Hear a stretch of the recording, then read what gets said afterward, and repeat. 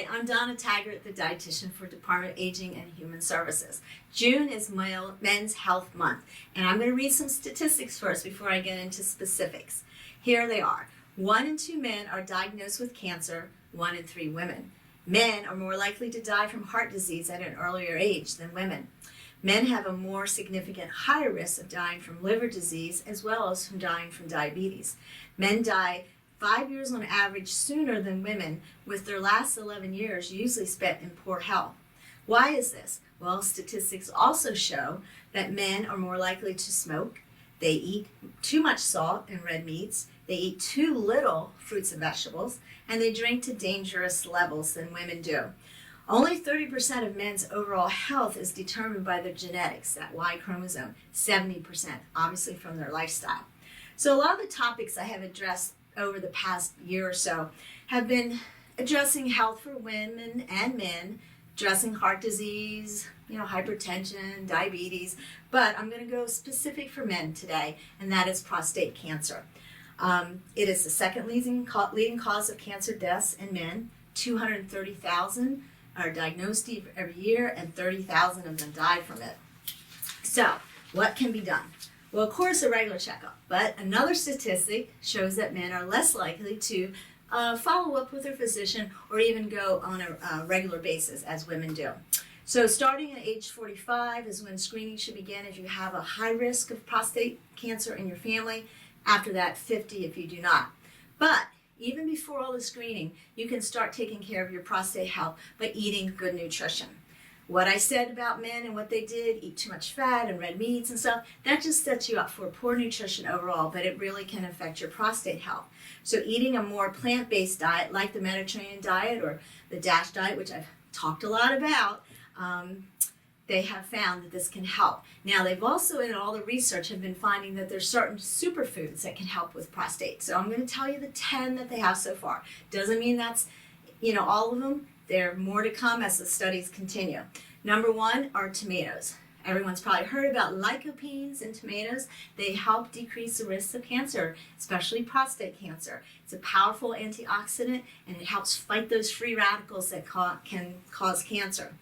Lycopenes are attached to the walls of the tomato cells, the cell walls, and they are much better released when they're cooked. So usually tomato products like ketchup, tomato sauce, spaghetti sauce, V8 juice, tomato juice are better to get the lycopenes out of the tomatoes.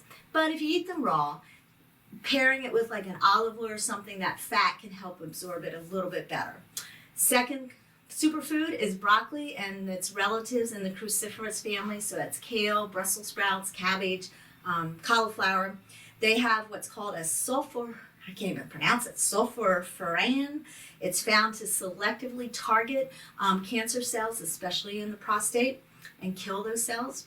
So that's very leading studies are showing a lot of good things with broccoli. So eat it raw in a salad, eat it for a snack, you can put it in a stir fry. Lots of ways you can eat broccoli and all their relatives. The third food is legumes. They are your dry beans, including soybeans. They have what's called phytoestrogens that kind of selectively target and kill those cancer cells like the broccoli does, but it also lowers the PSA, and that's a prostate-specific antigen. That's what they screen for, because when that's high, it's indicative that perhaps there's some issues with prostate, perhaps leading to cancer. So soy, they found that men who ate more soy products had 20% less risk of cancer with the prostate, and also their PSA was very low. Fourth food is pomegranates. Studies have shown that the pomegranates can inhibit the proliferation or the growth of cancer cells in the prostate. Very tart, so if you drink it as a juice, I suggest maybe mixing it half and half with like seltzer or sparkling water, because you don't want the added sugars. If you really taste it and it's sweet, then you might have one that has too much added sugar. So get the, no added sugar and kind of doctor it up a little bit with some other waters. Seeds, pomegranate seeds, throw them in your salads, eat it as a snack. Great way to get pomegranates.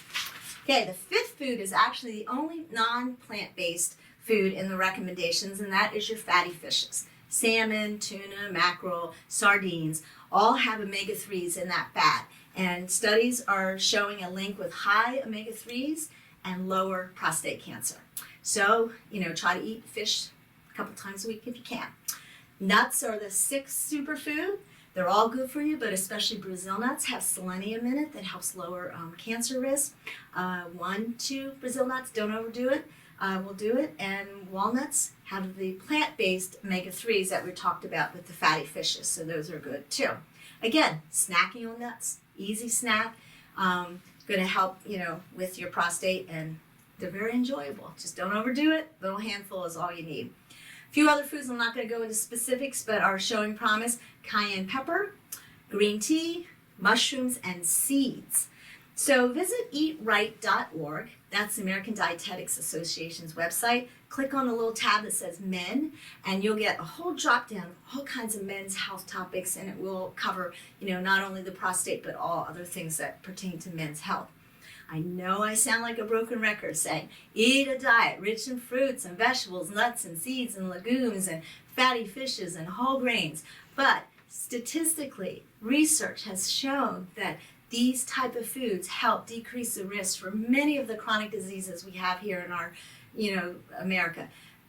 Decrease the risk of type 2 diabetes, obesity, heart disease, hypertension, all these things, and including certain cancers, which includes the prostate cancer. So, I know it could be challenging, so if you're a man watching this, I hope you take note. If you're a woman who has a man in their life that you really want them to defeat those statistics I told you in the beginning and have them live a healthy, long life, I challenge you to try to start working in more of these plant-based foods into your diets. And next month, we'll talk about, are you getting enough protein, and can you get enough protein? And especially if you're going more plant-based, can you get the protein from the plants? So we'll address that next month, and I'll see you back here then, okay? Bye.